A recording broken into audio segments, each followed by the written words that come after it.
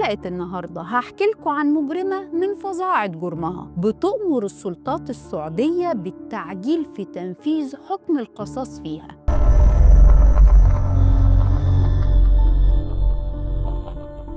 بتبدأ القصة في أواخر التسعينات لما بيجي سائح سعودي على مصر، وهناك الصدفة بتجمعه ببنت اسمها أمينة، وبيقرر إنه يسأل عنها. ولما بيسأل عنها بيعرف إنها مطلقة بدون أطفال.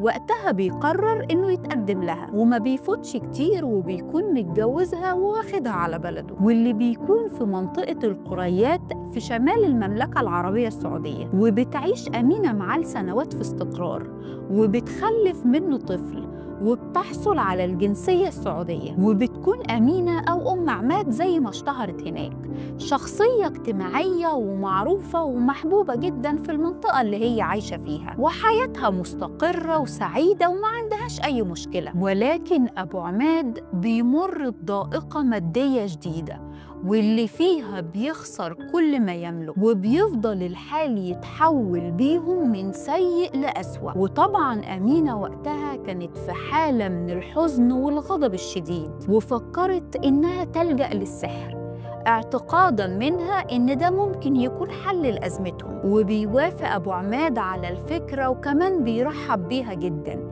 وبيفكروا إزاي هيعملوا كده. ولكن بتقابلهم مشكلة لما بيفكروا في الطريق ده، وهي إنهم أصلاً محتاجين لفلوس عشان يصرفوها على السحرة. وده طبعاً لأن تكاليف الجلسات والطلبات اللي بيطلبوها السحرة مش بالرقم القليل، وهم حالتهم المادية كانت تحت الصفر. فبتيجي لأم عماد فكرة شيطانية، وهي إن أمينة تتعلم السحر.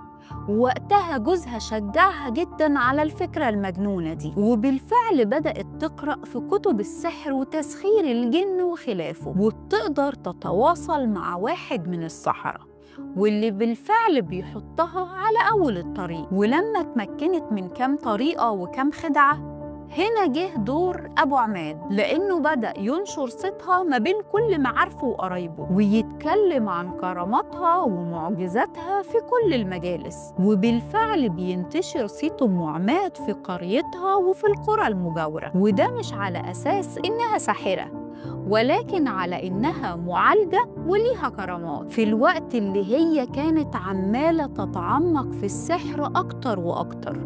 وكانت بتستخدم أسوأ أنواع السحر الأسود لتحقيق طلبات مريديها. وكانت من ضمن الخدمات اللي بتقدمها أم عماد لأهل القرية هي تغسيل الموتى من سيدات المنطقة. ولكن الخدمة دي تحديداً كانت بتقول إنها بتعملها بالمجان لوجه الله. وكانت أي سيدة بتتوفى في المنطقة فوراً بيجروا على أم عماد علشان تقوم بتغسلها، وهي طبعاً كانت عمرها ما بتتأخر عن تقديم الخدمة دي. ولكن بيبقى لها شرط واحد، وهو إن محدش يحضر الغسل أبداً. وطبعاً الناس في الظروف دي بتبقى في عالم تاني، وكل مرة كان بيقبلوا إنهم ينفذوا لها شرطها. وبتستمر على الوضع ده سنوات طويلة لغاية سنة 2011 بيجي لها ناس كالمعتاد وبيطلبوها لغسل سيدة من القرية، وفوراً بتلبس وبتروح معاهم. وأول ما بتدخل الغرفة اللي فيها الغسل بتلاقي بنت المتوفية وأختها، فبتطلب منهم طلبها المعتاد إنها تكون لوحدها في الغرفة. ولكن بنت المتوفية واللي اسمها مريم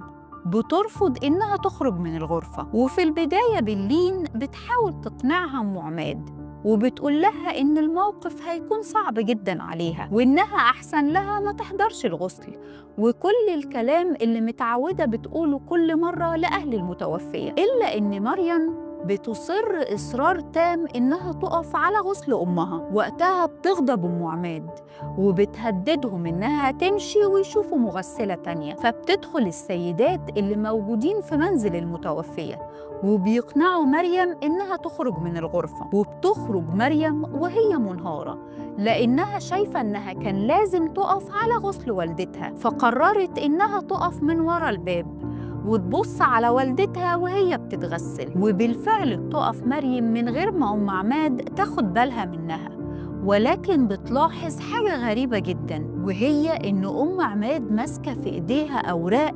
ملفوفة في صورة كورة صغيرة، ولكنها وقتها بتفتكر إن ده إجراء من إجراءات الغسل. وبعد ما بتخلص أم عماد بتدخل مريم علشان تلقي النظرة الأخيرة على والدتها، وبتحاول تبص في الكفن ولكن ما بتلاحظش أي حاجة غريبة، وبينتهي اليوم على كده. وبتمر الأيام وبتفوق مريم من صدمة موت أمها، وبتفتكر الأوراق المكورة اللي كانت في إيد أم عماد، وبتحكي لجوزها على كل اللي شافته.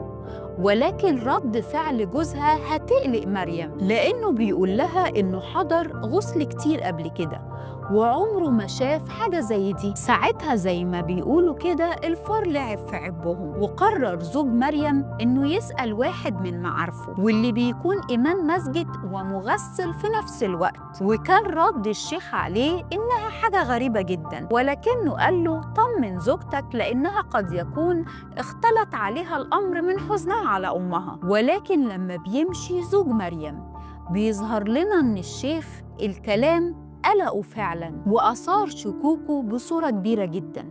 أولاً ليه اللي بتغسل هيكون معاها أوراق بالصورة دي في الغسل؟ ولفت نظره أكتر إنه زوج مريم قال له إنها بتغسل بدون مقابل، أمال مصدر دخلها هيكون إيه؟ فبيقرر إنه يسأل عن أم عماد المغسلة، والناس بالفعل بتدله على مكانها. ولكن الناس كمان وقت سؤاله بيقولوا له معلومة مهمة جدا، وهي إنها مش مجرد مغسلة، دي كمان معالجة وليها كرامات ومعجزات. ساعتها كل شكوك الشيخ بتتحول ليقين، وفوراً بيتوجه على الشرطة وبيبلغ عن كل اللي سمعوا واللي عرفوا، واللي بيتجهوا فوراً على منزل أم عماد. وهناك بيلاقوا مجموعة كبيرة من الأعمال والأسحار والأحجبة، وبيتم القبض عليها، ولكنها بتنكر كل التهم اللي بتتوجه لها. ساعتها بتطلب الشرطة استخراج جثمان آخر سيدة قامت بتغسلها، وبالفعل بيكتشفوا إن أم عماد قامت بوضع أكتر من عمل لأشخاص مختلفة داخل جثمان السيدة. وقتها ما كانش قدامها إلا إنها تعترف، وبتقول إنها كانت بتجمع الأعمال وبتنتظر لغاية ما تطلب في غسل. وقتها بتقوم بإخفاء الأعمال في مناطق متفرقة من جثمان السيدة، وعليه وبناء على بشاعة جرمها تم محاكمتها محاكمة عاجلة، وتم إصدار الحكم عليها بالإعدام بقطع الرأس، مع أمر بسرعة تنفيذ القصاص فيها، وده لبشاعة جرمها. وبكده خلصت حلقتنا. أتمنى لو عجبتكم تكتبولي في التعليقات، ولو ما عجبتكوش اكتبولي برضو. سلام.